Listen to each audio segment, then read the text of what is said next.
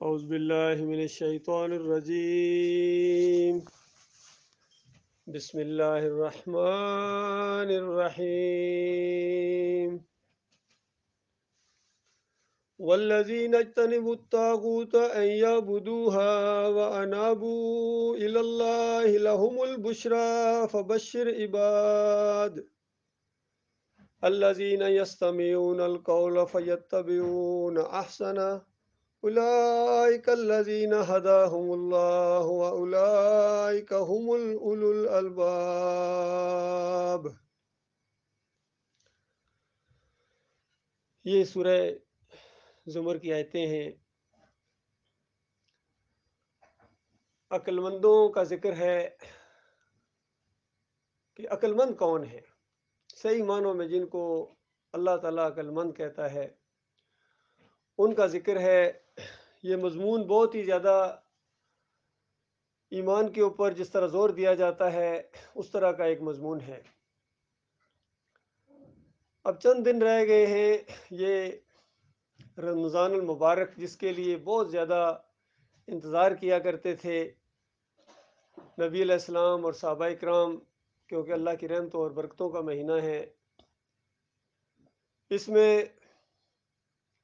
بتایا گیا کہ جس نے اس مہینے کے روزے رکھے، صائم رہا،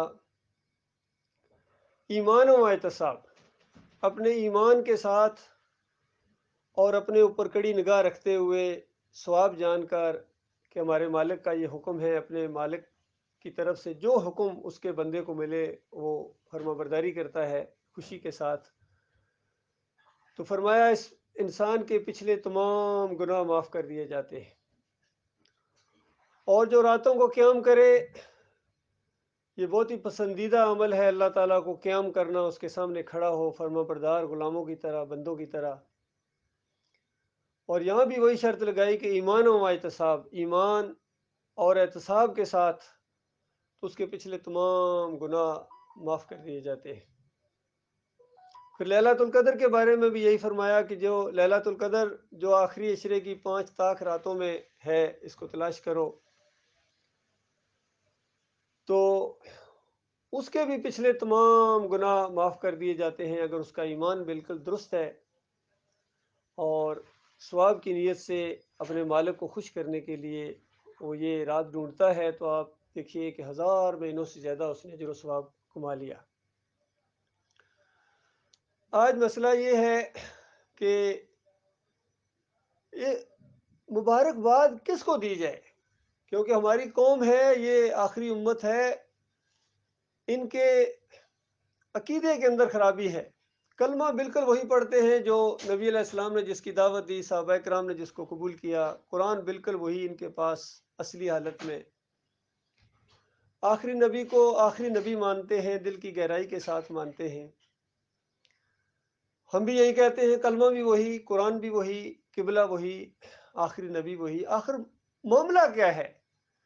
یہ سارے اکٹھے کیوں نہیں ہوتے ہیں؟ آج امت مسلمہ پوری دنیا کے اندر جو ذلیل و خوار، ذلت اور خواری ہے اس کے اوپر، تو یہ اکٹھے اگر ہو جائیں تو اتفاق میں اللہ تعالیٰ نے بڑی برکت رکھی ہے، بڑی طاقت رکھی ہے، تو یہ اکٹھا ہونے کے لیے تیار نہیں ہیں۔ ہم سے بھی یہی لوگ پوچھتے ہیں کہ چلو وہ نہیں اکٹھے ہوتے ہیں، تم کیوں نہیں ان کے ساتھ مل کے، تم نے اپنا علیحدہ معاملہ کیوں شروع کر دیا ہے؟ تم کیوں نہیں اکٹھے ہوتے، ان کے ساتھ کیوں نہیں ملتے ہو؟ جب کلمہ وہی ہے، کتاب وہی ہے، قبلہ ایک ہے، آخری نبی صلی اللہ علیہ وآلہ وسلم ایک ہے، تو آخر تمہیں کس چیز کی ضد ہے؟ تو ہم یہ بات ان کو سامنے رکھتے ہیں کہ دیکھو اللہ تعالیٰ نے اس پورے قرآن کے اندر الحمدللہ سے لے کر والناس تک ایک نقطے کے اوپر بہت زیادہ زور دیا ہے کہ دیکھو ایمان کے اندر ذرا برابر تمہاری خرابی نہیں ہونی چاہیے، اور ایمان کے اندر اگر ذرا سی بھی خرابی آ گئی، بال برابر بھی عقیدے کے اندر شرک آ گیا، تو اللہ تعالیٰ نے مثالیں دے دے کے سمجھایا کہ تم کیا چیز ہو، یہ ہمارے انبیاء ہیں، پہلے ان کے اعمال کی تعریفیں کی، جتنے بھی انبیاء ہیں سب کے بارے میں فرمایا وَلَوْ أَشْرَكُوا لَحَبِطَ عَنْهُمْ مَا كَانُوا يَعْمَلُونَ۔ اگر یہ انبیاء بھی شرک کرتے تو ان کا سارا کیا کرایا غرق کر دیا جاتا، برباد کر دیا جاتا۔ سورہ زمر، اسی سورہ کے آخری رکوع میں دیکھیے اللہ تعالیٰ نے آخری نبی محمد صلی اللہ علیہ وآلہ وسلم کو خطاب کیا، براہ راست خطاب کیا کہ یہ وہی آپ کی طرف کی جا رہی ہے، اور یہ پہلی بار آپ کو نہیں بتایا جا رہا ہے، بلکہ ہر نبی کو براہ راست بتایا ہے، سارے انبیاء کو بتایا، پہلے نبی آدم علیہ السلام کو بتایا، نوح علیہ السلام کو بتایا، سارے انبیاء کو بتایا، ابراہیم علیہ السلام کو، یعقوب علیہ السلام کو، موسیٰ علیہ السلام کو، اسحاق علیہ السلام کو، اسماعیل علیہ السلام کو، یوسف علیہ السلام کو، عیسیٰ علیہ السلام کو، سارے انبیاء کو بتایا، اور آخری نبی محمد صلی اللہ علیہ وآلہ وسلم کو بھی یہی بات بتائی، اور بات یہ ہے لَإِنْ أَشْرَكْتَ لَيَحْبَطَنَّ عَمَلُكَ، اگر تو نے بھی شرک کیا تیرا عمل ضائع ہو جائے گا۔ تو بتاؤ دنیا والوں، کیا تم یہ چاہتے ہو کہ ہم بھی ان کی طرح اپنے دماغ کو بند کر لیں، عقل کو استعمال نہ کریں، اور اپنے اعمال کو برباد کرا دیں ان کے ساتھ، بالکل دیوالیے ہو جائیں، پھر وہاں سے واپس بھی نہ آ سکیں، ہمیشہ کی آگ میں چلے جائیں ان کے ساتھ؟ تو یہ زیادہ بہتر ہے کہ آج اللہ کی اس بات کے اوپر کیا کان دھرے جائیں، اور اللہ کے جو وعدے ہیں وہ سارے کے سارے مخلص مومنوں کے ساتھ ہیں، اور جتنے یہ اعمال ہیں، چاہے یہ صلات ہو، فرمایا ان الصلاۃ کانت علی المؤمنین کتابا موقوتا، یہ علی المؤمنین ہے، ہر ایک کے اوپر نہیں ہے۔ اور یہ جو رمضان کا مہینہ آ رہا ہے، اس کے بارے میں فرمایا یا ایھا الذین آمنوا کتب علیکم الصیام، آمنو صرف ان کو کہا گیا، یہ نہیں کہا گیا انسانوں تمہارے اوپر روزے فرض کیے، فرمایا یا ایھا الذین آمنوا کتب علیکم الصیام کما کتب علی الذین من قبلکم لعلکم تتقون، اور بتایا صرف تمہارے اوپر نہیں ہے بلکہ تم سے پہلے تمام مومنوں کے اوپر جو بھی ایماندار گزرے ہیں، اللہ کو ماننے والے، اور ماننا یہ ہے کہ اس کے ساتھ کسی کو شریک نہ ٹھہرائے، یہ ماننا ہے۔ باقی ماننے والے تو بے شمار ہیں، ان کو اللہ تعالیٰ کہتا کہ نہیں مانتے ہیں۔ فرمایا وَمَا يُؤْمِنُ أَكْثَرُهُم بِاللَّهِ إِلَّا وَهُم مُشْرِكُونَ، اکثریت اس طرح مانتی ہے کہ ساتھ ساتھ شرک کرتے ہیں، تو اس طرح کا ماننا پھر عمل کی بربادی ہے۔ تو کیا اس طرح مانے تب آپ خوش ہوں گے؟ ہمارا کیا جرم ہے بتائیے؟ کیا ہمارے غلطی سمجھو، جو مرضی غلطی کہو، بیوقوفی کہو، جو مرضی الزامات لگاؤ، لہذا ہم بالکل پورے اطمینان کے ساتھ یہ بات آپ کے سامنے رکھتے ہیں کہ اصل ہمارا اختلاف یہ ہے، اس پر اکٹھے ہونا چاہتے ہیں۔ ایمان عقیدہ پہلے درست کرو۔ جتنے یہ فرقے پائے جاتے ہیں، مسلک پائے جاتے ہیں، کوئی ایک جماعت دکھا دو جس کے عقیدے کے اندر شرک نہ ہو۔ یہ جی اہل سنت والجماعت ہے، بریلوی سرکار ہیں، جس کو احمد رضا خان ان کے لیڈر ہیں بڑے، ان کے عقیدے دیکھیے، نبی علیہ السلام کو ہر جگہ حاضر ناظر مانتے ہیں، اللہ کی ذات کا ٹکڑا مانتے ہیں، پھر نبی علیہ السلام کی پکاروں میں اللہ کے ساتھ شریک ٹھہراتے ہیں، اور دیوبندیوں نے بھی یہ فتویٰ دیا ہے کہ اگر ان نیک بندوں کو پکارا جائے عارضی طور پر، یہ عارضی ہیں جی، باقی اللہ مستقل ہے اور یہ عارضی ہیں۔ تفسیر شبیر احمد عثمانی کے اندر محمود الحسن نے یہ پہلے 2 یا 3 پاروں کی تفسیر کی ہے، اور پھر بعد میں شبیر احمد عثمانی نے اس کو مکمل کیا ہے، اور آج تک یہ تفسیر برابر چھپتی آ رہی ہے۔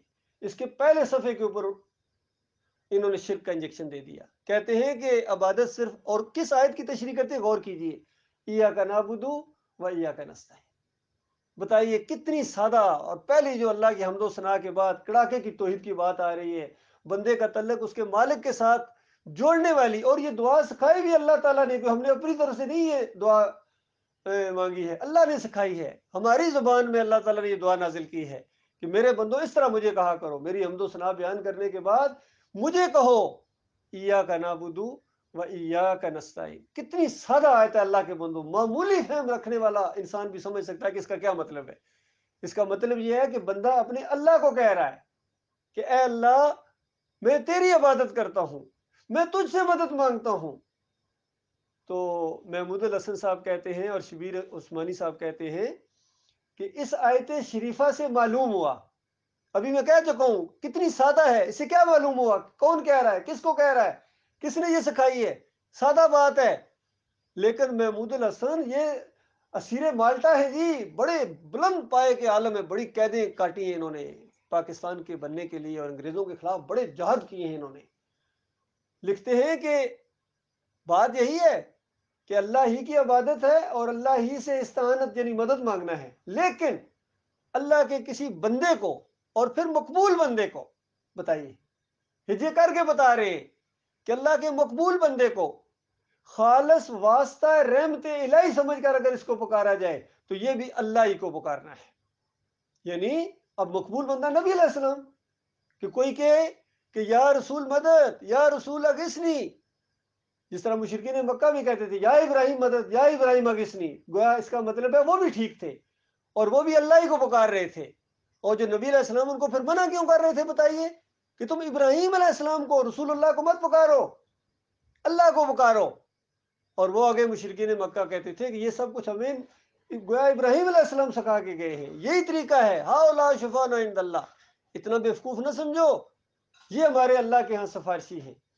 ما نعبدہم الا لیقربونا الی اللہ زلفی. ہم ان کی جو بھی کچھ کرتے ہیں، جس کو آپ ہمیں کہتے ہیں مشرک ہیں، شرک جو آپ کہتے ہیں شرک ہے، شرک نہیں ہے. وہ شرک کو شرک نہیں مانتے تھے، کہتے تھے اس طرح اللہ خوش ہوتا ہے، جو کچھ ہم کرتے ہیں اللہ کا قرب حاصل ہوتا ہے، اللہ کے پیارے ہوتے ہیں. یہ اللہ کے پیاروں کو پکارنا، اللہ کے پیاروں کی مورتیاں بنانا. اور ابراہیم علیہ السلام کی مورتی انہوں نے بنائی ہوئی تھی، جب توڑا اس کو نبی علیہ السلام نے ٹھوکر کے ساتھ اور کہا کہ انہوں نے یہ ابراہیم علیہ السلام کے یہ انداز پانسا ڈالتے ہوئے دکھایا، بے ایمانوں نے ابراہیم علیہ السلام کبھی ایسے نہیں تھے. تو ساری مورتیوں کو توڑا، ابراہیم علیہ السلام کی مورتی کو بھی توڑا، اسماعیل علیہ السلام کی مورتی کو بھی توڑا، گرایا، نیچے اٹھا کے پھینکا، ادب و احترام کے ساتھ نہیں. شرک کی جو نشانیاں ہوتی ہیں، شرک کی جو علامت ہوتی ہے، ان کو اسی طرح توڑا جاتا ہے. یہ ایمان کا تقاضا ہوتا ہے. تو بتاؤ ابراہیم علیہ السلام کو پکارے عارضی طور پر تو وہ کافر اور مشرک، اور نبی علیہ السلام کو عارضی طور پر یا رسول مدد کہہ دیا جائے اور یا علی مدد کہہ دیا جائے تو یہ عین مومن ہے. یہ فتویٰ ہے محمود الحسن کا، شبیر احمد عثمانی کا، تقی عثمانی کا، رفیع عثمانی کا، اور سارے اسی کے اوپر قائم ہیں. فضل الرحمان ہوں یا جتنے ان کے گزرے ہیں، گنگوئی ہوں یا ان کے اشرف علی تھانوی ہوں، سب کہتے ہیں یہ عین ایمان ہے. جو عین شرک ہے، کفر ہے، قرآن کا انکار ہے. اب بتائیے پہلے صفحے کے اوپر آپ نے جب کفر اس میں ڈال دیا اور آپ کا عقیدہ یہ بن گیا کہ اللہ کے بندوں کو پکارنا یہ اللہ ہی کو پکارنا ہے. اسی لیے اشرف علی تھانوی صاحب نے کہا، مزید اس کی تشریح کی، کہ اللہ کے بندوں کو نبی کا بندہ کہنا یہ گویا اللہ ہی کے بندے ہیں، اللہ کے بندوں کو نبی کا بندہ کہنا یہ بالکل جائز ہے. اسی صورت کے اندر جو گناہگاروں کے لیے یہ آیت آئی تھی، بڑے زیادہ گناہگار تھے، یہ واقعہ پیش آیا تھا. چند گناہگار قسم کے لوگ آئے نبی صلی اللہ علیہ وآلہ وسلم کے پاس اور کہا کہ ہمیں آپ کی باتیں تو اچھی لگتی ہیں، لیکن ہمارا معاملہ اس حد تک آگے چلا گیا ہے کہ ہم انتہائی گناہگار ہیں، ہمارا کیا بنے گا؟ کیا ہمارے لیے یہ نہیں کوئی، میں مفہوم بیان کروں اس چیز. اسی انداز سے آئے تھے کہ اب کیا بنے گا، اتنے زیادہ گناہگار ہیں، کیا ہم مسلمان ہو سکتے ہیں؟ یہ بالکل اسی طرح کی چیز ہے جو 99 قتل والا آگے پیچھے فتویٰ پوچھ رہا تھا کہ 99 قتل کر چکا ہوں، کیا میرے لیے معافی ہے؟ تو نبی علیہ السلام نے جب ان کو اسی وقت، یعنی وہ جو سورہ نازل ہوئی اس کے بعد اسی آیت کی، یہ جو آیت ہے سورہ زمر کے اندر، یہ اس کے اوپر آئی ہے اور اس کا جواب دیا ہے گویا اللہ تعالیٰ نے کہ میرے ان بندوں کو کہو. یہ پن پوائنٹ وہ بندے ہیں جو گناہگار بندے تھے. کہ نبی یہ تمہارے پاس آئے ہیں میرے بندے، میرے ان بندوں کو کہو، اے نبی میرے ان بندوں کو کہو، قل یا عبادی، یا عبادی، میرے بندوں کو کہو، تم کہو کہ میری رحمت سے یہ مایوس نہ ہو، اللہ کی رحمت سے مایوس نہ. ان کو کہو اس انداز سے کہو اللہ کی رحمت سے مایوس نہ ہو، جس طرح اس عالم دین نے کہا تھا اس 99 قتل کرنے والوں کو کہ کیوں نہیں، بالکل معافی کی گنجائش موجود ہے. یہ علم ہے، کیونکہ اللہ کی رحمت بہت وسیع ہے، مالک بہت زیادہ معاف کرنے والا ہے. اسی لیے دنیا کے اندر بھی جو انسان ایک دوسرے کو معاف کرتے ہیں، اللہ تعالیٰ کو یہ بہت زیادہ پسند ہے. تو اللہ تعالیٰ کی رحمت ہر جگہ چھائی ہوئی ہے. تو وہاں اللہ تعالیٰ نے بتایا کہ میری رحمت سے مایوس نہ ہو، اللہ سارے گناہوں کو معاف کر دیتا ہے. پھر نبی علیہ السلام نے دوسرے موقعوں پر بھی اس کی تشریح بھی کی کہ یہ اسلام بندہ قبول کرتا ہے، ایمان درست کرتا ہے تو یہ کفارہ ہوتا ہے پچھلے تمام گناہوں کا، سارے کے سارے گناہ پچھلے معاف ہو جاتے ہیں. تو بتائیے کتنی زبردست آیت ہے، گناہ گاروں کے لیے گویا زبردست سہارا ہے. اور اس سے اشرف علی تھانوی ہمارے حکیم الامت صاحب نے اس کو اللہ کے بندوں کو نبی کا بندہ بتا دیا. تو اندازہ لگاؤ اللہ کے بندوں، کوئی کہتا ہے نبی کو جو سجدہ ہوا یہ اللہ ہی کو سجدہ ہوا تھا. اس طرح پورے خاندان کو انہوں نے یوسف علیہ السلام کا سجدہ کرا دیا. کتنی سادہ سادہ باتیں ہیں، حالانکہ سارے خاندان نے اللہ کو سجدہ شکر کیا تھا، سارے خاندان نے کیا تھا، باپ بیٹے دونوں نبیوں نے کیا تھا اللہ تعالیٰ کو سجدہ، کیونکہ وہاں سب کے لیے وَخَرُّوا لَهُ سُجَّدًا، سب کے سب نے اللہ کو سجدہ کیا. اور مفسر صاحب لکھتے ہیں، مفسرین لکھتے ہیں، اندازہ لگائے یہ ان کے حصے میں آیا ہے کہ نبیوں نے ایک دوسرے کو سجدہ کیا تھا، باپ نے بیٹے کو سجدہ کیا تھا. بتاؤ اللہ کے بندو، انبیاء اللہ کو سجدے کرنے والے ہوتے ہیں. یہ دوسروں کے سامنے سجدے نہیں کرتے ہیں، نہ دوسروں کی تعلیم دیتے ہیں۔ تو اس طرح کہنے کا مقصد یہ ہے کہ انہوں نے کس طرح قرآن کو بدلی کر دیا ہے۔ تو بتاؤ کس طرح ان کے ساتھ مل کے کام کریں، کس طرح ان کو اپنا امام بنائیں، ان کے پیچھے نمازیں پڑھیں۔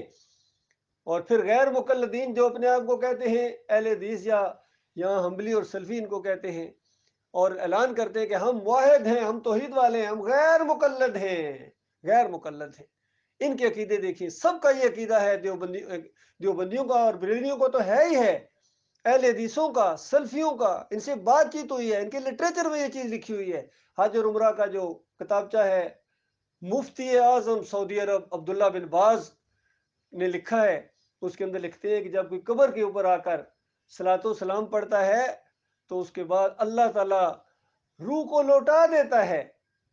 یعنی نبی علیہ السلام کی طرف ایک جھوٹی روایت کے ذریعے منسوب کرتے ہیں کہ نبی علیہ السلام نے فرمایا اللہ میری روح کو لوٹا دیتا ہے، میں خود سنتا ہوں اور اس کے بعد اس کا جواب دیتا ہوں۔ یہ عقیدہ ان کا۔ اور پھر اگر دور سے کوئی پڑھے تو اس کا کیا بنے گا؟ کہتے ہیں فرشتے ہیں، فرشتے ہیں، اور وہ پکڑ کے اس درود کو تھالی میں رکھ کے، پلیٹ میں رکھ کے مدینے والی قبر میں نبی علیہ السلام کے سامنے پیش کرتے ہیں۔ یہ دوسرا شرک ان کے اندر، دونوں جھوٹی روایتیں ہیں۔ تو اندازہ لگائے کتنے بڑے بڑے ان کے مقررین ہیں، توصیف الرحمان راشدی جیسے، ربانی جیسے، اور سارے جھوٹی روایتوں کو بیان کرتے ہیں، سب کا یہ عقیدہ ہے۔ تو اللہ کے بندوں، جب عقیدے کے اندر خرابی ہے، ایمان کے اندر خرابی ہے، پھر سب سے بڑی بات یعنی سب میں جو مشترک آ گئی کہ اس پر کسی کا کوئی اختلاف نہیں، باقی معاملات میں کچھ اختلاف کرتے ہیں۔ کچھ تو یہ کہتے ہیں کہ ہم پکارے یہاں آقا سنے مدینے میں، ایسی سماعت پہ لاکھوں سلام، ایسی سماعت، حالانکہ یہ سماعت جو ہے یہ صرف اللہ کی ہے، جہاں سے بھی پکارو اس کو سنتا ہے۔ حقیقت یہ ہے کہ نبی علیہ السلام کے سامنے بیٹھے عمر بن خطاب کئی باتیں کبھی کیا کرتے تھے ادب و احترام کے ساتھ، آہستگی کے ساتھ، تو نبی علیہ السلام کو کئی مرتبہ کہنا پڑتا تھا عمر ابھی تم نے بات کیا، یہ نہیں سمجھ آئی، یہ نہیں سنیے، پھر ذرا دوبارہ کہو۔ اتنی آہستہ ادب سے بات کرتے تھے عمر بن خطاب رضی اللہ تعالیٰ۔ تو بتاؤ سامنے بیٹھے ہوئے 2-3 فٹ کا فاصلہ ہے، کئی باتیں نہیں سن پاتے تھے، اور یہ کہتے ہیں کہ ہم پکارے یہاں آقا سنے مدینے میں۔ اندازہ لگائیے، تو گویا سننے والا، دیکھنے والا، ہر جگہ حاضر ناظر، سب کچھ بنا دیا۔ اس طرح کی جو سماعت کا عقیدہ رکھے یہ مشرکانہ عقیدہ ہے۔ تو یہ سب اس بات کے اوپر اتفاق کیا انہوں نے، اس معاملے کے اوپر بھی اور اجرت کے معاملے کے اوپر بھی۔ سب نے کہا کہ یہ دین کے اوپر اجرت لینا، یہ نمازوں کے پیسے لینا، اذان کے پیسے لینا، سب لیتے ہیں، بریلوی بھی لیتے ہیں، دیوبندی بھی لیتے ہیں، اہل حدیث بھی لیتے ہیں۔ ان کے پوری طرح ان کی دکانداری ہے، ان کا بزنس ہے، ان کا پیشہ ہے۔ یہ دین پر لگانے کی بجائے یہ دین سے کماتے ہیں۔ تو اللہ کے بندوں کس طرح ان کے ساتھ اتحاد ہوگا؟ اگر اس طرح کا اتحاد ان کے ساتھ ہوتا تو پھر پہلے نبی علیہ السلام نے یہود و نصارہ کے ساتھ اتحاد کیوں نہیں کیا؟ ان کے شرک کے باوجود ان کو کیوں یہ کڑی شرط لگائی گئی تھی کہ اہل کتاب آؤ ایک ایسی بات کے اوپر ہم جمع ہو جائیں جو ہمارے اور تمہارے درمیان مشترک ہے، اور اس میں پہلی بات یہ ہے کہ ہم اللہ کے علاوہ کسی کی بندگی نہ کریں، اللہ کے ساتھ کسی کو شریک نہ ٹھہرائیں، اور اللہ کے مقابلے میں ہم کسی کی بات نہ مانیں، کسی کو رب نہ مانیں۔ تو ان سب نے اللہ کے مقابلے میں اپنے اکابرین کی باتوں کو مانا ہے اور اپنے بڑوں کی باتوں کو مانا ہے۔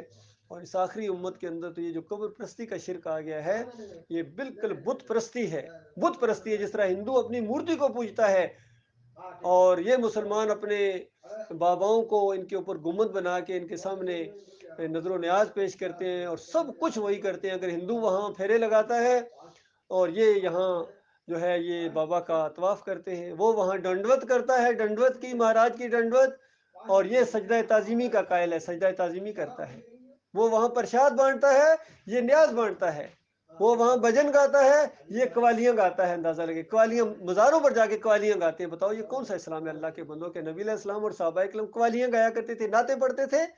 کس طرح شرک ہوتا ہے ان کی نعتوں کے اندر، اور کس طرح قوالیوں کے اندر شرک اور کفر کے ساتھ یہ ہر جگہ شرک پھیلا ہوا ہے۔ تو بتاؤ اللہ کے بندو، ابھی یہ چند مہینے پہلے جس طرح یہ 12 ربیع الاول کا دن، اندازہ لگائیے نبی علیہ السلام کی وفات کا دن، بالکل مجھے ابھی تک یاد ہے، ہم اس کو 12 وفات کہا کرتے تھے، 12 ربیع الاول، 12 وفات۔ ابھی تک تو سارے لوگ اس چیز کے گواہ ہیں۔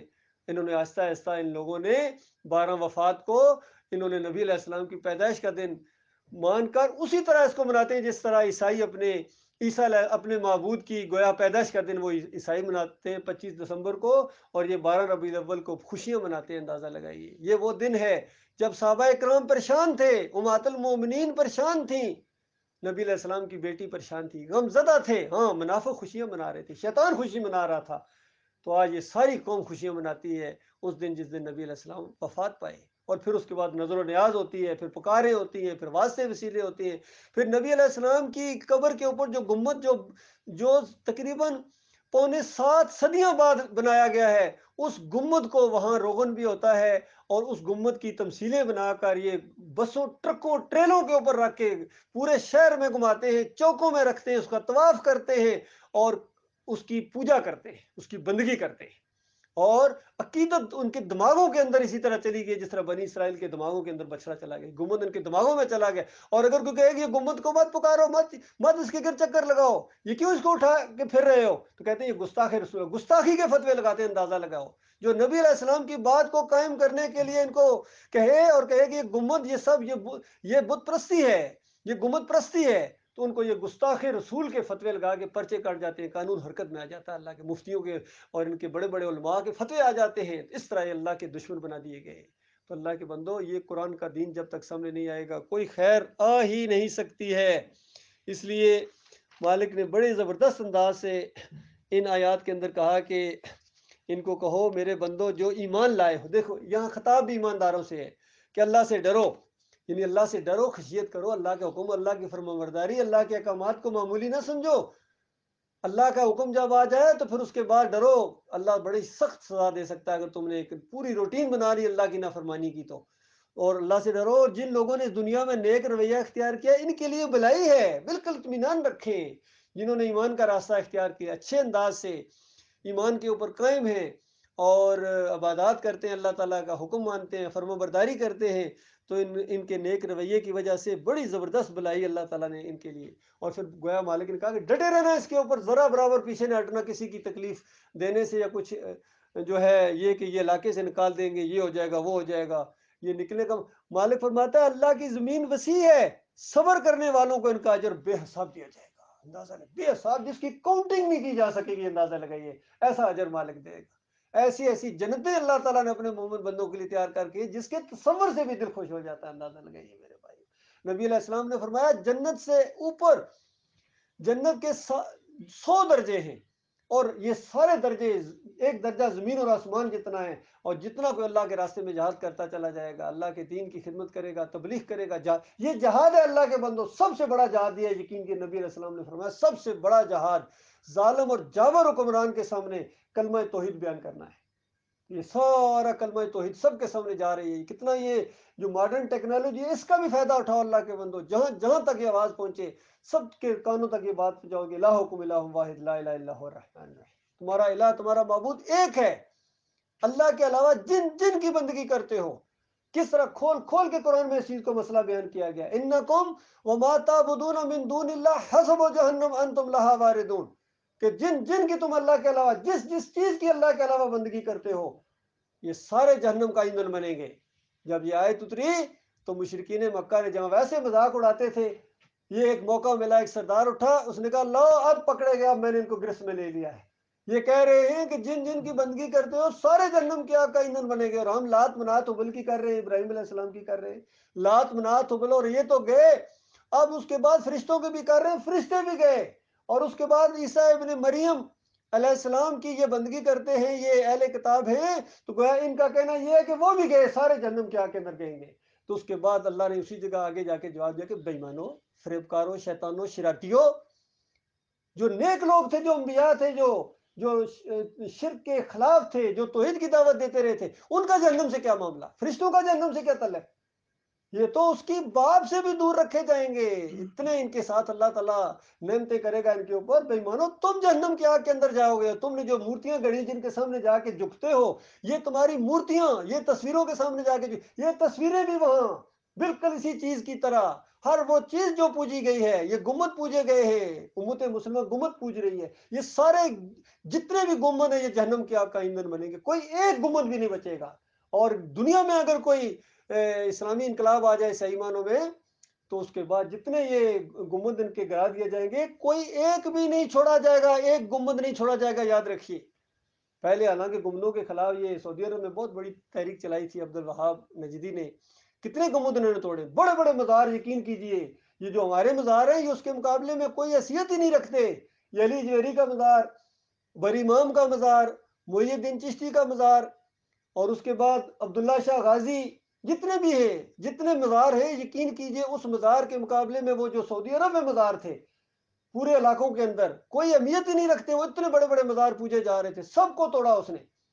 اور اس کے بعد جا کے جب یہ گنبد کی بات آئی، سبز گنبد کی بات آئی، یہاں اس کی ٹانگیں کانپنا شروع ہو گئی، اور اس نے کہا کہ ہم اپنے بیوی بچوں کو اس گنبد کے لیے قربان کر دیں گے۔ اور پھر کہتے ہیں افراتفری پھیل جائے گی، ورنہ دنیا کے اندر جب نبی علیہ السلام کی بات کے اوپر عمل ہوگا تو ان کے نزدیک افراتفری پھیل جائے گی۔ یہ بالکل وہی جس طرح فرعون نے کہا تھا موسیٰ اگر تمہاری بات مان لی جائے، تمہاری بات پر عمل ہو جائے تو پھر مصر کے اندر افراتفری پھیل جائے گی۔ تو اللہ کے بندو یہ معاملہ ہے، کوئی ایک بت بھی اگر آپ نے چھوڑ دیا، ایک بت بھی اگر آپ نے چھوڑ دیا، باقی سارے بتوں کو توڑ دے، پوری دنیا کے کروڑوں خربوں بتوں کو توڑ دیں آپ اللہ کی رضا کے لیے، صرف ایک بت کو چھوڑ دیں تو تمہاری ساری کاروائی کے اوپر اللہ صحیح پھیر دے گا۔ کسی ایک کی بھی بندگی نہیں ہے، ایک شرک بھی آپ کے اندر رہ گیا، آدھا شرک رہ گیا، اللہ کا آدھا حق مارا ہے یا ایک حق مارا ہے، کوئی عمل تمہارا قابل قبول نہیں، سب کے سب۔ دیکھیے نبی علیہ السلام کے دور میں بھی کسی ایک بت کی ایک دفعہ بات آئی، تو ایک قبیلے نے جب اسلام قبول کیا، انہوں نے کہا ہم اسلام قبول کرنے کے لیے تیار ہیں، بس ایک ہماری چھوٹی سی شرط یہ ہے کہ ہمارے علاقے میں جو ایک معبود ہے بس اس کو کچھ نہ کہا جائے۔ تو نبی صلی اللہ علیہ وسلم، یہ کیسے ہو سکتا ہے، یہ کیسے ہو سکتا ہے، یہ تو ہو ہی نہیں سکتا۔ تو انہوں نے کہا اچھا ٹھیک ہے، پھر ہمارے اندر اتنی، وہ ایمان تو نیا نیا بھی تھا، لیکن کہتے ہیں ہمارے اندر اتنی ضرورت نہیں، کہیں ایسا نہ ہو جائے کہ وہاں علاقے میں کوئی عذاب نہ آ جائے، تو کوئی اپنی ٹیم بھیجے جو وہ جا کے اس بت کو چلو توڑ دے۔ تو نبی علیہ السلام نے بھیجا پھر خالد بن ولید کو، پھر اور بھی اس طرح کے مسلمان گئے، یہ ان کے حصے میں ہے، یہ دولت آئی ہے، ایمان کی دولت آئی ہے، بت پرستی کا خاتمہ کیا گیا تھا جس دین اسلام نے، وہ پھر دوبارہ مندر بننا شروع ہو گئے، اور عرب میں بننا شروع ہو گئے، اندازہ لگائیے، مندر بنا کے دے رہے ہیں، اور دوسری قومیں بھی ان کی مساجد کو گرا کے مندر بنانا ان کے اندر طاقت آ گئی، چاہے انڈیا ہو، رام مندر بنا جی بابری مسجد کو گرا کے، اور ابھی پوری تیاری ہے مسجد اقصیٰ کو گرا کے، وہاں ان کا اپنا پورا چرچ بنایا جائے گا، کفر و شرک پھیلے گا، سب کچھ ہوگا، کیونکہ یہ مسلمان، یہ اب مسلمان اس طریقے سے پکے مسلمان یا اصلی مسلمان نہیں رہے ہیں، ان کے عقیدے کے اندر خرابی آ گئی، اس وجہ سے کمزور ہو گئے ہیں۔ آج بھی اگر یقین کریں، ایمان عقیدہ اگر درست کر لیں تو اللہ کا وعدہ آج بھی بالکل سچا ہے، وَأَنْتُمُ الْأَعْلَوْنَ إِن كُنتُم مُؤْمِنِينَ، اگر تم مومن بن جاؤ تب تم اعلیٰ رہو گے، تب تمہارا سر بلند ہوگا۔ تم مومن نہیں ہو، تم تو دیوبندی ہو، تم تو بریلوی ہو، تم تو اہل حدیث ہو، تم تو گنبد کے پجاری ہو، تمہیں اللہ تعالیٰ سر بلند کیوں کرے گا؟ جنہوں نے گنبد توڑے تھے، جنہوں نے بتوں کو توڑا تھا، ان کو اللہ تعالیٰ نے سر بلند کیا تھا۔ اللہ تعالیٰ وہ دن لائے، مالک ہماری آنکھیں ٹھنڈی کرے، لیکن مالک کا یہ بالکل سچا وعدہ ہے کہ اگر آپ کسی کے پاس طاقت نہیں ہے تو زبان کھولو اس شرک اور کفر کے خلاف۔ آج موقع ہے، چند دنوں کے بعد، چند لمحوں کے بعد یہ زبان بند ہو جائے گی، اس کے بعد نہ بولنے والے ہوں گے نہ کوئی سننے والے ہوں گے۔ اس دنیا میں یہ چند دنوں کے لیے آئے ہو اللہ کے بندو، اور اللہ کے بھروسے کے اوپر اگر اس راستے میں قدم ڈال دو تو اللہ تعالیٰ تمہیں ایسی نعمتوں کے اندر لے کے جائے گا کہ یہاں بڑے بڑے بادشاہوں نے اس چیز کو نہیں دیکھا۔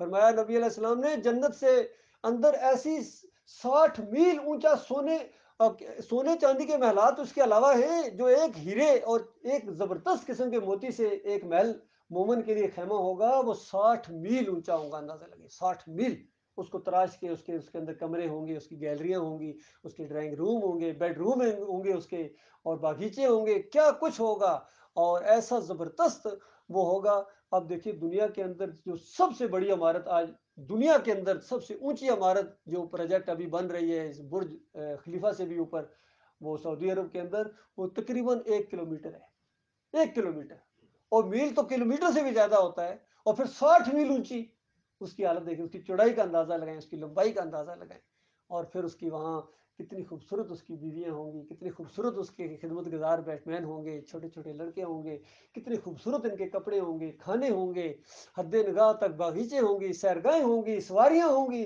صحت ہوگی، جوانی ہوگی، اور ہمیشہ ہمیشہ کے لیے مالک فرماتا ہے تمہاری مشیت راج کرے گی، ہمیشہ ہمیشہ کے لیے، جو کچھ تم اپنے دل میں ارادہ کرو گے۔ آج دنیا میں کتنی محنت کرتے ہو چھوٹے چھوٹے کاموں کے لیے، لیکن وہاں دل کے اندر ارادہ کرو، کسی کے دل میں یہ خیال آ جائے کہ 1 کروڑ خرب میرے محلات ہونے چاہیے، مالک فرماتا ہے نہ ہوئے تو کہنا نا، اسی لمحے ہو جائیں گے اللہ کے بندو، یہ اللہ کا بالکل ایسا وعدہ ہے، ایسا وعدہ ہے، مالک نے اپنی شان کے مطابق وہ وعدہ کیا ہے کہ کہیں شیطان تمہارے دماغ کے اندر یہ دل ڈال دے کہ اتنی بڑی باتیں، یہ کیا باتیں، کبھی بالفرض نہ ہوا تو پھر کیا ہوگا، پھر کیا ہو جائے گا؟ تو مالک نے انداز یہ اختیار کیا کہ میرے بندو یہ معاملہ ہے کہ بالفرض تم اگر شیطان تمہارے دماغ میں یہ ڈالے تو اس کے بعد میں تمہیں حق دیتا ہوں، میں تمہیں حق دیتا ہوں کہ وہاں کہہ دینا کہ یا اللہ یہ وعدہ کیوں نہیں پورا ہوا، اس انداز سے کہہ دینا.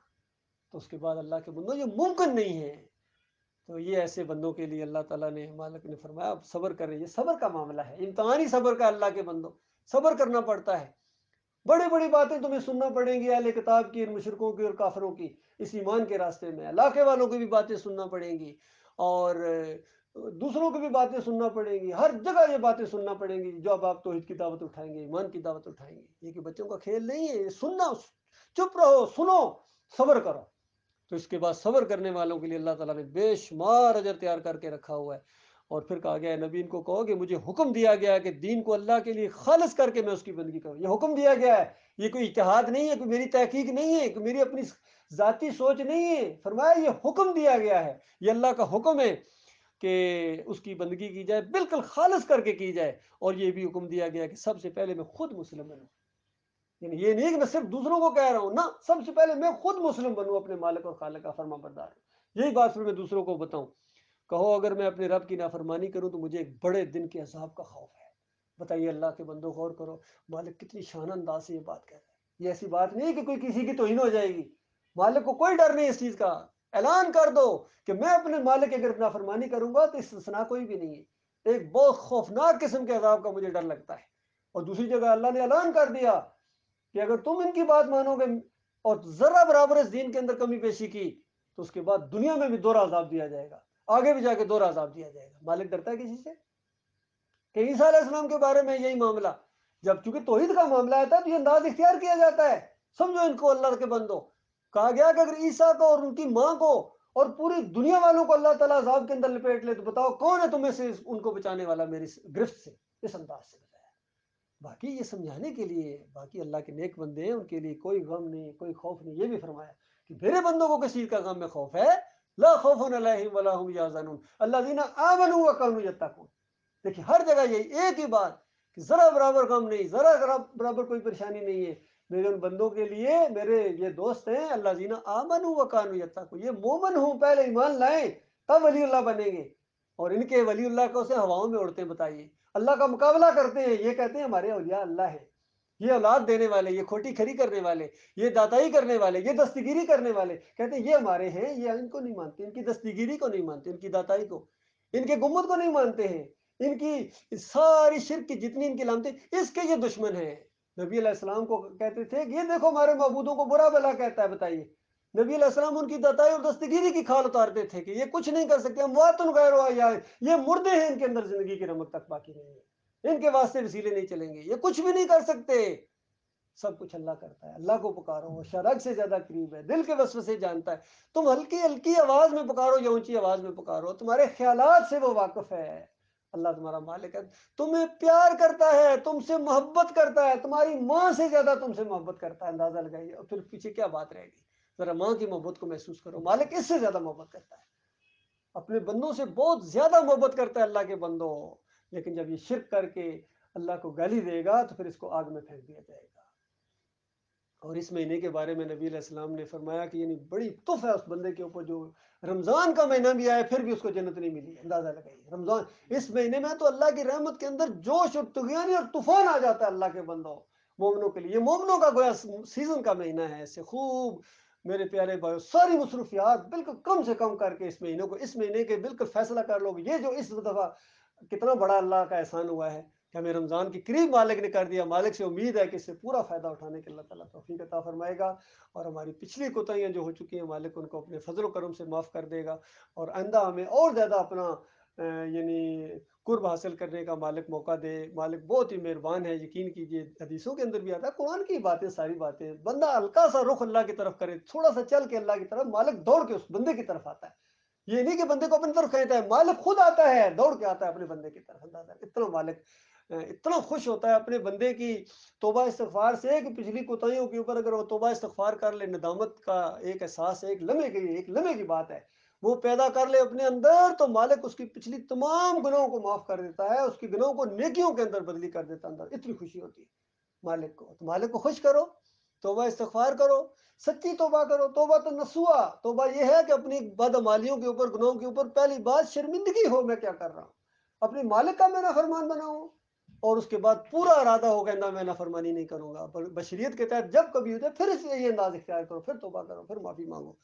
مالک فرماتا ہے کہ ان کو یہ کہو کہ میں تو اپنے دین کو بالکل خالص کر کے اللہ کی بندگی کروں گا، بالکل دوبارہ اعلان کرایا جائے، اندازہ لگائیے کہ بالکل کان کی ساری کھڑکیاں کھول کے سن لو، ذرا برابر میرے سے امید نہ رکھنا کہ میں تمہارے جھنڈے بلند کروں گا، میں تمہارے عرس اور میلوں میں جاؤں گا، میں تمہاری گہرنی کو ذرا تھوڑا سا چکھ لوں گا، سوال ہی پیدا نہیں ہوتا، میں تمہارے منہ پر ماروں گا دینے کے لیے آؤ گے تو ذرا برابر مجھے غیر اللہ کی نظر و نیازوں سے، ان شربتوں سے، سبیلوں سے، ان کیکوں سے، واسطے وسیلوں سے، تمہارے جمہوری نظام سے مجھے نفرت ہے، میں بیزار ہوں، میں گویا بالکل میرا دل پریشان ہو گیا تمہارے کفر و شرک کو دیکھ کے، تمہارا انجام بہت خوفناک ہونے والا ہے، جہنم منہ کھولے تمہارا انتظار کر رہی ہے، اس کے اندر جاؤ گے تم، بڑے بڑے علماء ہو، بڑے بڑے سیاسی لیڈر ہو، بادشاہ ہو، کوئی وزیر اعظم ہو، صدر ہو، جرنیل ہو، یہ سارے کے سارے جو بھی اللہ کی طرف نہیں آئے گا، اس بات کو نہیں مانے گا، وہ سارے جہنم کا ایندھن بنیں گے۔ تو بتایا گیا کہ تم دیکھیے انداز دیکھیے مالک کے قرآن کا، پھر کہا گیا کہ دیکھو میں اپنے دین کو خالص کر کے اللہ کی بندگی کروں گا، تم اس کے سوا جس کی چاہو بندگی کرتے رہو، پکارتے رہو ان کو، لات منات حبل کو پکارو، عرس اور میلے کرو تم، اور اس کے بعد مورتی کے سامنے جھکو، چاہے نیلی مورتی کے سامنے، چاہے سبز مورتی کے سامنے، چاہے کالی دیوی کے سامنے جھکو، مزار کے سامنے جھکو، یا اپنے پیر صاحب کی جو چاہے کر، انقریب تمہیں معلوم ہو جائے گا اس کا انجام کیا نکلنے والا ہے۔ لیکن مجھ سے کیوں مطالبہ ہے کہ میں بھی یہ بات کروں، اور مجھ سے یہ کیوں مطالبہ ہے کہ میں شرک کے خلاف نہ اٹھوں، مجھ سے یہ کیوں مطالبہ ہے، میں تو اپنے مالک کا فرما بردار غلام ہوں، اپنے مالک کے ہاں اپنی سب کچھ سودا کر چکا ہوں بالکل، اور اس راستے میں جو بھی تنگی تکلیف آئے گی یہ اللہ کی میں نعمت سمجھوں گا، یہ اس راستے کے پھول ہیں، اس راستے کے پھول ہیں، یہ مالک کے سامنے میں لے کے جاؤں گا، مالک جب پوچھے کیا لے کے آیا، مالک یہ لے کے آؤں گا تیری وجہ سے یہ کچھ ہوا، یہ بندہ دو عالم سے خفا میرے لیے تھا، مالک کہہ دے پوری انسانیت کے سامنے، یہ ایمان خالص ہے اللہ کے بندو، کسی کی پرواہ نہ کرو، صحیح معنوں میں اگر اللہ کے بندے ہو۔ فرمایا اصل دیوالیے تو وہی، اب سنو دیوالیے کون، فرمایا اصل دیوالیے تو وہ ہیں جنہوں نے قیامت کے روز اپنے آپ کو اور اپنے اہل و عیال کو گاٹے میں ڈال دیا، قیامت کے دن پتہ چلے گا کون جیتا کون ہار گیا، اس دن پتہ چلے گا کس طرح تمہاری بیوی، تمہارے بہن بھائی آج جن کا کتنا خیال رکھتے ہو اور اللہ کے دین کو پیچھے کر دیتے ہو، کل قیامت کے دن وہ تمہارا گریبان پکڑیں گے کہ تم بالکل ہمارے اصلی دوست نہیں تھے، اور تمہارے سامنے دین کی بات آئی تھی، ایمان کی بات آئی تھی، آخرت کی کوئی فکر نہیں تھی، نہ اپنی نہ ہماری، باقی دنیا کے اندر دنیا دنیا دنیا، یہ خسارے میں پڑنے والے لوگ ہیں جو اپنے آپ کو دین کی طرف لائیں یا اپنے اہل و عیال کو دین کی طرف نہ لائیں، یہ بہت ہی گھاٹے کا سودا ہے۔ خوب سن رکھو، مالک دیکھیے، مالک کی یہ بات کہنا ہی کیا کافی نہیں تھی، پہلے یہ کہا کہ یہ خسارے میں وہ ہیں جو اپنے آپ کو اور اپنے اہل و عیال کو وہاں خسارے میں ڈال دیں، اور پھر کہا خوب سن رکھو یہی دیوالیہ ہے، یہی ناکام ہے، یہی بیوقوف ہے، ان پر آگ کی چھتریاں اوپر سے بچھائی ہوں گی اور نیچے سے بھی اندازہ لگائیے، دنیا میں بڑے گدوں پر سوتے تھے، نرم و گداز گندے تھے قالینوں پر، وہاں دیکھو وہاں تمہارے ساتھ کیا ہونا ہے، نہ دین کو اختیار کرو، نہ اس طرف آؤ، نہ کفر و شرک کا ساتھ چھوڑو، نہ اللہ کے دین کی حمایت میں اٹھو، اس دعوت کو نہ اٹھاؤ، دیکھو تمہارے ساتھ کیا ہونے والا ہے، گدوں پر سونے والوں، تمہارے نیچے گدے بھی آگ کے ہوں گے، تمہارے کمبل بھی اوپر آگ کے ہوں گے، اس کے اندر تمہیں رکھا جائے گا، اور فرمایا کہ یہ وہ انجام ہے جس سے اللہ اپنے بندوں کو ڈراتا ہے۔ دیکھو ان کو پہلے کہا گیا اور پھر کہا میرے بندوں، یعنی میں اپنے بندوں کو ڈراتا ہوں کہیں تم اس کے مشرک نہ ہو جانا اور اللہ کے اصول بدری نہیں ہوں گے، اس لیے بالکل ایمان کے اوپر قائم رہنا، اور فرمایا میرے بندوں میرے غضب سے بچو، بخلاف اس کے جنہوں نے، اب ان کی بات بتائی جا رہی ہے جو بچ جائیں گے، کیا طرز، کیونکہ اتنا خوفناک انجام سن کے تو دل میں کرتا کیسے بچوں بھائی، مجھے کوئی طریقہ تو پتہ چلے، تو مالک طریقہ بتا رہا ہے کہ جنہوں نے طاغوت کی بندگی سے اجتناب کیا اور اللہ کی طرف رجوع کیا، یہ وہ ہے، اصل نقطہ یہ ہے، یہ نقطے کی بات ہے جس پر یہ پورا بیان ہوا، یاد رکھو، فرمایا جو طاغوت سے اجتناب کرے اور اللہ کی طرف رجوع کرے، یہ وہ لوگ ہیں جو کامیاب ہو جائیں گے۔ طاغوت کیا ہے؟ جنہوں نے اللہ سے پھیرا ہے، جن کے بھی ذکر کیا، جن کے کفر یا شرک کے عقیدے میں آپ کے سامنے لائے، ان کا کفر کرو، کیا اللہ تعالیٰ آپ سے اتنا بھی مطالبہ نہ کرتا؟ اللہ کے بندوں غور کرو، میں سادہ سی مثال آپ کو دے رہا ہوں، کیا اللہ آپ سے اتنا بھی مطالبہ نہ کرتا؟ کیا آپ کے سامنے یہ بات آئی ہے کہ اللہ تعالیٰ کہہ رہا ہے کہ اس طرح مانو، ایاک نعبد و ایاک نستعین، محمود الحسن صاحب کہتے ہیں نہیں، مقبول بندوں کو بھی پکارو تو یہ بھی وہی چیز ہے، کیا تمہارا ایمان اتنا بھی نہیں ہونا چاہیے؟ کیا اللہ تم سے اتنا بھی مطالبہ نہ کرتا کہ اتنی بات کہہ دو کہ میرے اللہ کی بات سچی ہے، مولوی جھوٹا ہے؟ کیا اتنی بات نہیں کہہ سکتے ہو؟ اتنا مطالبہ اللہ تم سے نہ کرتا؟ اور پھر کہو نہیں وہ تو صحیح بات ہے، بات تو صحیح ہے لیکن اللہ بھی صحیح بات ہے، لیکن حضرت بھی تو بہت بڑے ہیں نا، علامہ بھی تو بہت بڑے ہیں، پھر علامہ اکبر کہا کرو نا، اللہ اکبر کیوں کہتے ہو؟ پھر اذان میں بھی علامہ اکبر، اکابر اکبر، پیر اکبر یہ کہا کرو. بھائی مانو تمہارے ہاں اللہ کا کوئی وقار نہیں. مالکم لا ترجون للہ وقارا. کہتے ہیں تمہیں کیا ہر ایک کو، کسی کو بھی نہیں چھوڑتے ہو، کسی کو بھی نہیں چھوڑتا یہ ارشد، کسی کو بھی. کل پرسوں میں گروپ کے اندر کہا یہ کسی کو بھی نہیں چھوڑتا، میں کسی کو بھی نہیں چھوڑوں گا انشاءاللہ. کوئی ایک بھی نہیں بچے گا جس نے اللہ کے ساتھ آنکھ ملائی ہے، جس نے اللہ کے دین کو پیچھے کر کے کہا تھا میرے پیر کی بات صحیح ہے، میرے قبر کی بات صحیح ہے، وہ اللہ کی بات کو رد کر کے ہمارے پیارے نبی محمد صلی اللہ علیہ وسلم کی بات کو پیچھے کر کے اپنی بات چلائے. آج وہ راستے میں بڑے مولوی یہاں تقریر وہ خطبہ دے رہے تھے، اس میں وہ حدیث کا حوالہ دے رہے ہیں کہ نبی علیہ السلام نے فرمایا قرآن پڑھو کیونکہ بڑا اجر تمہیں ملے. اقرا القرآن، قرآن پڑھو اس کا بڑا اجر آگے تمہیں ملے گا، بڑھا چڑھا کے دیا جائے گا. اور جو اسی نبی نے یہ فرمایا کہ اقرا القرآن ولا تقلو بھی، وہ یاد نہیں ہے؟ قرآن پڑھو اس کے ذریعے کھاؤ مت مولوی صاحب، یہ نہیں یاد ہے؟ وہاں جہاں جو دوسری بات ہے اس کو بیان کرتا ہے اور یہ بات بیان نہیں کرتا، یہ بات چھپاتا ہے کیونکہ خود کھاتا ہے دین سے. یہ معاملہ ہے اللہ کے بندو، ہمارا خون کھولتا ہے، ہمیں ترس آتا ہے ان کے اوپر. پوری دنیا میں جو ذلت اور خواری ان کی وجہ سے ہے، ہر جگہ کوئی مقام نہیں ہمارا پوری دنیا کے اندر. ذلت اور خواری بڑھتی چلی جا رہی ہے کیونکہ اللہ کا جو غصہ ہے وہ بھڑک رہا ہے اس قوم کے اوپر. فرمایا جو کوئی طاغوت کا کفر کرے، اللہ کی طرف رجوع کرے اور ان کے لیے خوشخبری ہے. فرمایا میرے ان بندوں کو خوشخبری سنا دو. دیکھیے قرآن کے اوپر غور کرو، اللہ کے بندوں کن کے لیے خوشخبری ہے؟ مالک فرماتا ہے میرے ان بندوں کو جو طاغوت سے اجتناب کریں اور اللہ یعنی میری طرف رجوع کریں، ان کو خوشخبری سناؤ جو بات کو غور سے سنتے ہیں، غور کرتے ان کو بات سمجھ میں آ جاتی ہے اور اس کے بہترین پہلو کی پیروی کرتے ہیں. یہ وہ لوگ ہیں جن کو اللہ نے ہدایت بخشی ہے. یہ وہ لوگ، ہدایت یہ ہے. آپ کہتے ہیں اہدنا الصراط المستقیم، یا اللہ ہدایت ہمیں صراط مستقیم پر چلا، صراط الذین انعمت علیہم، ان لوگوں کے راستے پر جن پر تو نے انعام کیا. تو ہدایت مالک فرماتا ہے یہ ہدایت ہے اور یہی دانش مند ہے، یہی عقل مند ہے، یہی ہے. اللہ تعالیٰ غور و فکر کرنے اور ایمان عقیدے کو درست کرنے. اس مہینے میں بھی جو عقیدہ ایمان درست نہیں کرے گا، اللہ کی رحمت اس کے حصے میں ایک ذرہ بھی نہیں آئے گی. اللہ کے بندوں یہ ساری مشروط کر دی گئی ہے ایمان خالص کے ساتھ. رمضان کی ساری برکتیں رحمتیں یہ مومنوں کے لیے ہیں، تراویح مومنوں کے لیے ہے، افطاریاں مومنوں کے لیے ہیں، سحریوں کے ثواب مومنوں کے لیے ہیں، اذکار مومنوں کے لیے ہیں. اس کے بعد عید بھی مومنوں کی عید ہے. باقی سارے کرتے رہے، اپنی طرف سے کرتے رہے، ان کو کچھ بھی نہیں ملے گا ان کے بلکہ ان کے جو ہے نا گناہوں میں اور زیادہ اضافہ ہوگا. جو اس مہینے کے اندر بھی اللہ کی رحمت لینے کی بجائے تم نے اللہ کا غضب سمیٹا. پورے رمضان کے مہینے رکھے اور آخرت میں دعا مانگتے ہیں کہ یا اللہ یہ جو روزے رکھے ہیں اپنے حبیب کے صدقے قبول فرما. اندازہ لگے شرک کے ساتھ دعا، اللہ کو گالی دینے کے ساتھ. یہ اللہ کو گالی ہے اس طرح دعا مانگنا کہ فلاں کے صدقے، فلاں کے وسیلے سے، بے حق فلاں، بے حرمت فلاں، اس طرح سے دعا مانگنا یہ شرک ہے، یہ شرک کی چیز ہے. اللہ تعالیٰ اس ہر شرک سے اللہ تعالیٰ ہماری جان بچائے. مالک منافقت سے، ریاکاری سے، بیوقاری سے اور مخلص مومن کی حیثیت سے ہمارا اختتام ہو اور اللہ کے پاس جائیں. ایمان خالص کے جو سارے وعدے اللہ کے ہمارا یقین ہے ہمارا مالک اس سے کہیں زیادہ ہمیں عطا فرمائے گا. وقول قولی ھذا استغفر اللہ لی ولکم ولسائر المسلمین.